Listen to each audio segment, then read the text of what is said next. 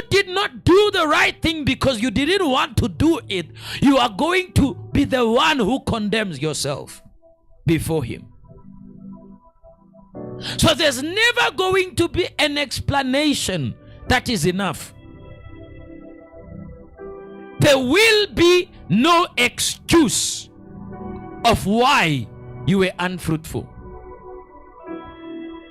There will be no excuse. That is very important to understand that the life that you are living in the world, you are not living unto yourself. Because many of us are not bearing fruit because we think that the life that we are living is our own life. We think that we are living for ourselves. We think that what we are doing is for us and it is all about us. This is the life that we have. We don't live for ourselves. And because we don't live for ourselves, therefore our life does not belong to us. There is a day of accountability. In the day of accountability, we will all give an account of what we do. Because if you think you will have a very good enough explanation of what you did, and whatever that you did is not for him, then family, that is not going to happen before him. Before him, you are only going to say the truth.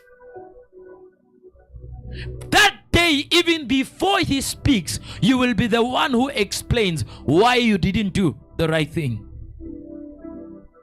He won't even be the one who has to prove to you that you did the wrong stuff. No, you will be the one.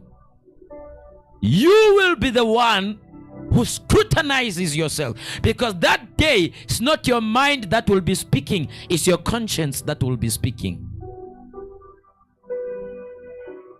That day when he asks you, why were you never a tither? Why were you never a giver? Why were you never giving offering to God? Why were you never tithing to God? That day you will not explain and say, oh no, I didn't do it because of A, B, C, and D, and G, and F. That day, you will give the truth. You will give a truth. You will say, God, I was very selfish with my money. I didn't want to give it to you. You will tell God that, God, I didn't want to do it. You will give the truth that day. You will not be living the lie that you are living to yourself. Because remember, a human being can only deceive himself. A human being cannot deceive God.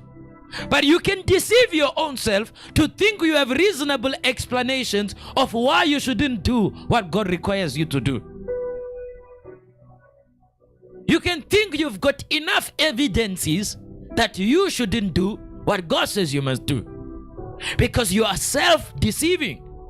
You are convincing your mind not to bear any fruit for him, because you have an explanation of why you shouldn't bear fruit for God.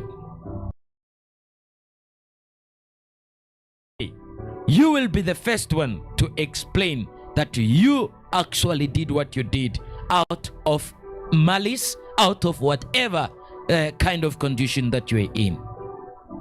So family, the issue of bearing fruit is not an issue that God can actually tolerate. It's not an issue that God can actually negotiate with you about it.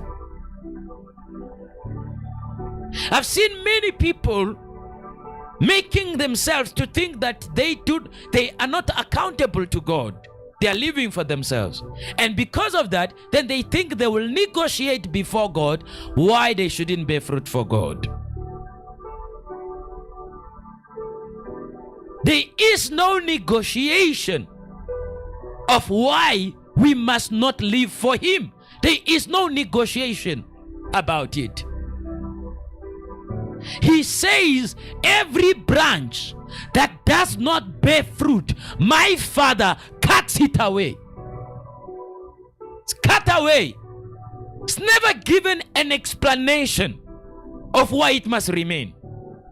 The same way, if you have a dead branch in your own house, in your flower, in your tree, or whatever you have planted, do you negotiate with it? Do you continue to pour water on a dead branch in your tree? No, you cut it away. You cut it away. So the Father does the same. That if we are the branch and yet Jesus is the vine and we don't bear fruit for him, the Bible says every branch that does not bear fruit, he cuts away. So there is a cutting away that is going to happen and that is continuing to happen.